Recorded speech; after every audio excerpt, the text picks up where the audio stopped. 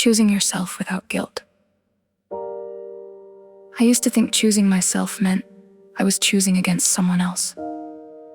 If I said no, someone might be disappointed. If I needed space, someone might think I didn't care. If I pursued something that mattered to me, I worried about whether I was taking something away from someone else. If I changed, I wondered whether people would still recognize me. And somewhere along the way, I learned to associate taking care of myself with guilt. But I'm beginning to understand something. Choosing yourself isn't the same as abandoning everyone else. Sometimes choosing yourself means finally remembering that you are a person in your own life too. I've spent so much of my life loving, caring, creating, supporting, nurturing, and carrying responsibilities. And I don't regret loving people. I don't regret caring deeply. I don't regret the things I've given, but I've had to learn that love doesn't require me to disappear. I can love my family and still have dreams of my own. I can care about someone else's feelings and still have feelings of my own. I can support someone and still need support. I can be present for others and still need time to myself. I can give without giving everything, and I can say, this matters to me.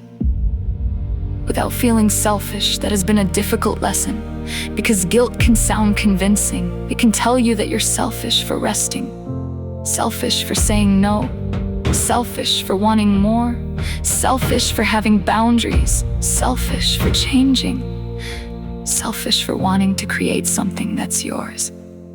But I've learned to ask myself, am I actually doing something wrong, or am I simply doing something I'm not used to allowing myself to do? That question has changed a lot for me. Because sometimes guilt isn't telling me I've done something wrong. Sometimes it's simply telling me, you've never chosen yourself like this before. And that's different. I've learned that I don't need to earn permission to have dreams. I don't need permission to grow. I don't need permission to discover new parts of myself. I don't need to remain exactly who I was simply because other people became accustomed to that version of me. And I don't need to feel guilty because something inside me is awakening. Choosing myself also means listening to my own needs. Sometimes I need rest. Sometimes I need quiet. Sometimes I need creativity. Sometimes I need to write. Sometimes I need music. Sometimes I need to think. Sometimes I need to be alone with my thoughts. Sometimes I need connection. Sometimes I need to say no. And sometimes I need to say yes to something that scares me because a part of me knows I'm ready to grow. I've learned that choosing myself isn't always comfortable. Sometimes it means disappointing someone. Sometimes it means changing an old pattern. Sometimes it means admitting that something isn't working anymore. Sometimes it means setting a boundary. Sometimes it means letting go of the need for everyone to understand my choices. And sometimes it means standing alone with the decision and trusting that I don't have to explain my entire soul to justify it. That's where guilt becomes an important teacher. Instead of immediately obeying it, I ask, is this guilt telling me I violated my values? Or is it telling me you're finally putting yourself on the list of people you care about? Because I belong on that list. So do you. And choosing yourself doesn't mean becoming selfish. It means becoming responsible for your own life, your healing, your choices, your growth, your voice, your happiness, your boundaries, your relationship with yourself. And maybe one of the biggest things I've learned is that I can't teach other people that their needs matter while constantly teaching myself that mine don't. I can't tell someone else they're worthy of love while treating myself like I have to earn it. I can't tell people to follow their dreams while refusing to follow my own. I can't encourage someone else to become who they were meant to be while being afraid to become who I am becoming.